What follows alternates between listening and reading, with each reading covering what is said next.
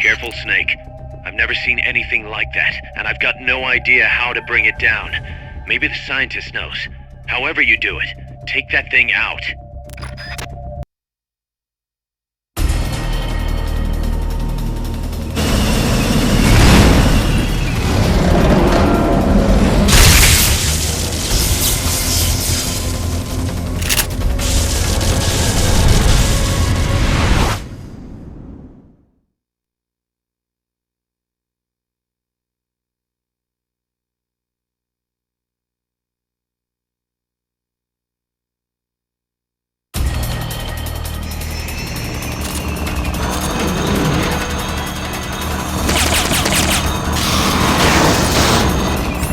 That's an AI weapon.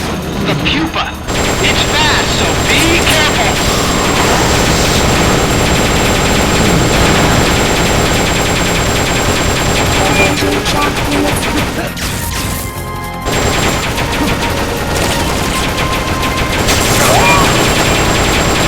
Ride flat to avoid getting hit when it charges.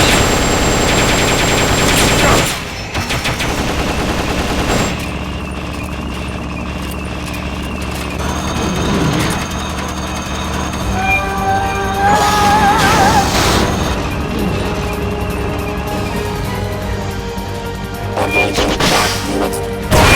the hatch and climb into the AI pod!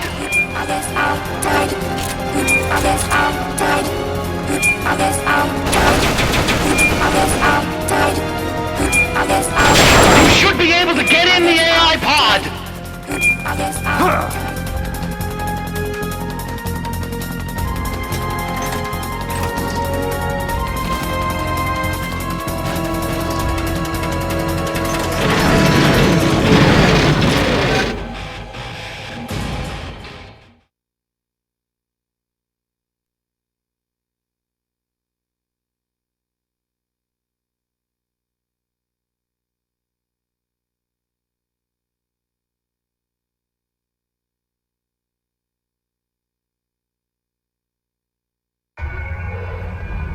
Pull out all the AI's memory boards before the pod's ejected.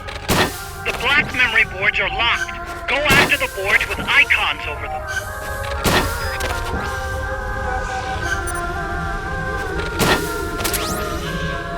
You can unlock memory boards by destroying the mechanical components that they control. Any boards you remove can be used to build our own AI weapon. Memory boards have different functions according to the icons displayed over them. Go ahead and take whichever ones you want.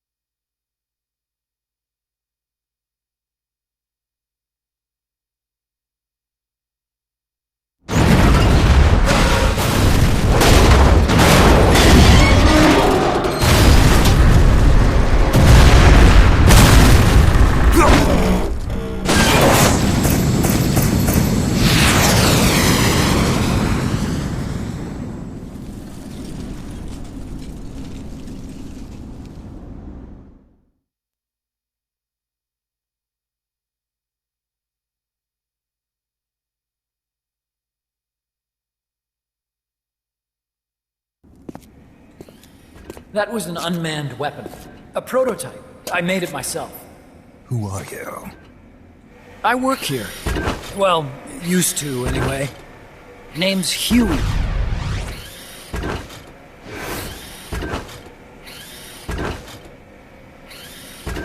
And who might you be?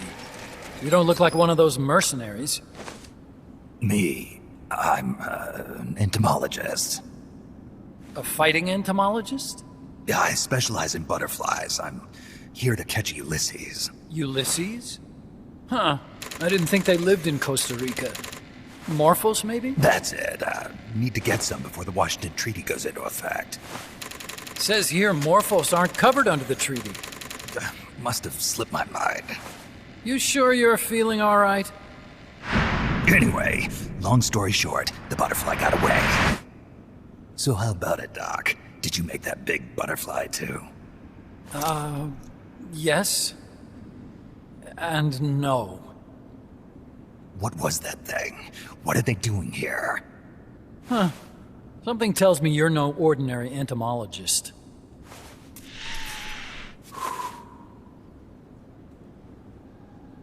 The nukes were loaded on that machine. The project's entering its final phase. Project? That's right. The thermonuclear warheads they brought in, the bases scattered throughout Costa Rica, the mercenaries, the AI weapons, the research we were conducting here. It's all for this. We used this facility to develop unmanned weapons. Unmanned? Robots. The one you just fought was a pupa. There's also a flying type called Chrysalis and a treaded type, the Cocoon. Motor control, target detection, tracking, attack, capture, and transport functions are all controlled by an electronic brain. There's no need for a human pilot. They can only follow simple commands, though. Why build them here? For the CIA. They invited me here a year ago. That's who that guy was. CIA's station chief for Central America. Goes by the name of Hot Coldman. Apparently he was some sort of hero back at the height of the Cold War. He's the one running the show. We called it the Peace Walker Project. Peace Walker. They're going to deploy a new type of nuclear weapon along the Caribbean coast of Latin America. A mobile, unmanned nuclear platform. Unmanned nuclear platform? A fail-deadly system that can automatically move into position and launch a retaliatory nuclear strike. It can move on its own, and stealth shields it from radar and satellite detection, drastically reducing the risk of it being destroyed in a preemptive strike. And this is the new deterrent? Supposed to be. The problem is the locomotion system. There's no dry season in the Caribbean. It rains all year round. The terrain is full of tropical rainforest. A lot of the time you can't even build a proper road. So I went back to where it all started. What's that? Legs. Walking power. A mobile launcher carrying a thermonuclear warhead even more powerful than the Soviet RDS-220s. That's Peace Walker. Chico's Basilisco. We did the assembly and field testing here. A walking nuke. I sort of borrowed the original idea from behind the Iron Curtain. The missing link between infantry and artillery. Metal Gear. Metal Gear. But they'd actually need to deploy dozens of them. Coldman needs funding for that.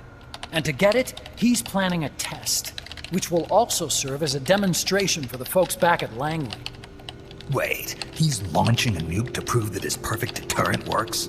In his words, to prove that if someone attacks us, we will strike back. Put simply, nuclear deterrence is the idea of using nukes to keep nukes in check. If one side launches nuclear weapons, the other is sure to launch theirs in retaliation, which makes launching an act of suicide. In the end, neither side can use its nukes.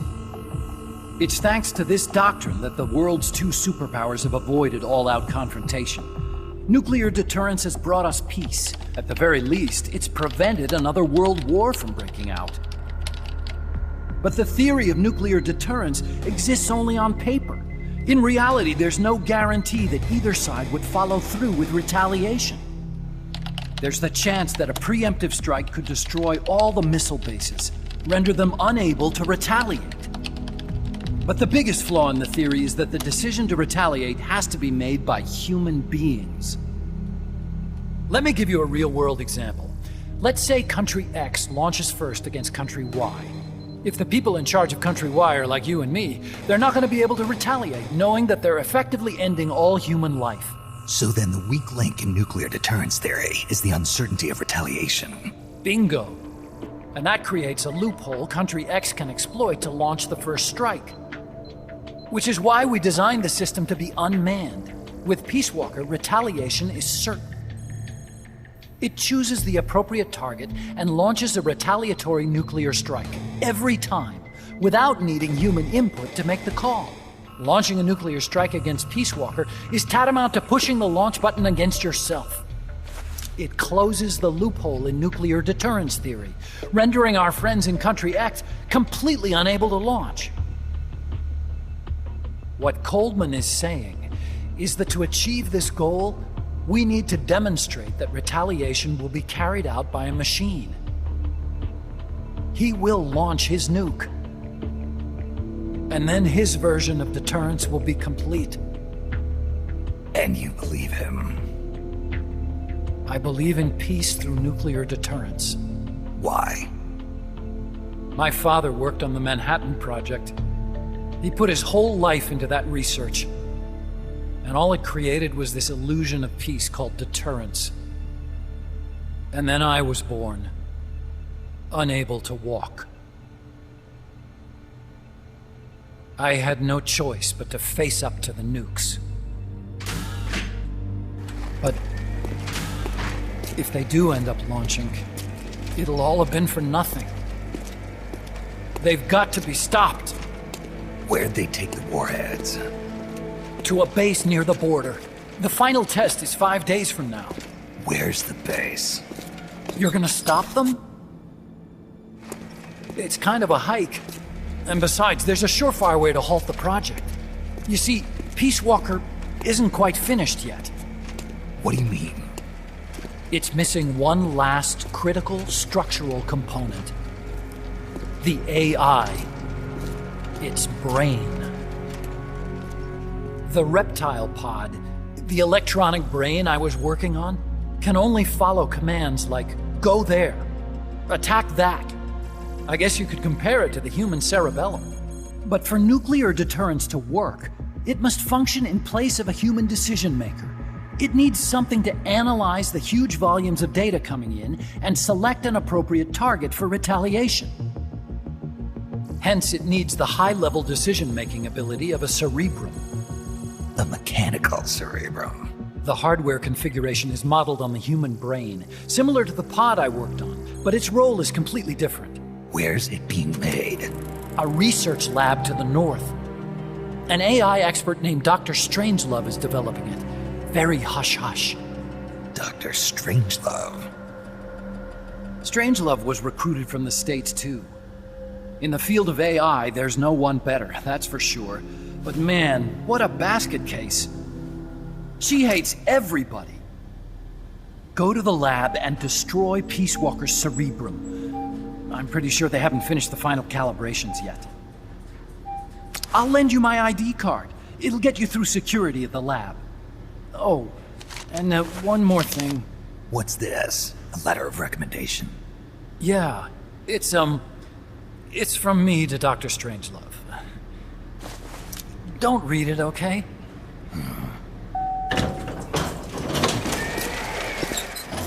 So what will you do now? I'm done with science. At this rate, I'm probably already halfway to hell anyway. Not so fast. Why not join us? Our place is outer heaven. You'd fit right in. Outer heaven? Yeah. I'm probably better suited to something like that than this paradise. Good. You get a free balloon trip for signing up. Enjoy it. You'll feel like a butterfly. You're an agent, right? Who do you work for? Me. I was a Cold War tool, same as you. Now I'm not so useful anymore, so they cut me loose. I don't answer to anyone. Call me Snake. Snake. That name seems familiar somehow. That's probably just deja vu. You see that there? Beyond the cloud forest? See those ruins? Yeah. That's where you'll find Dr. Strangelove's lab.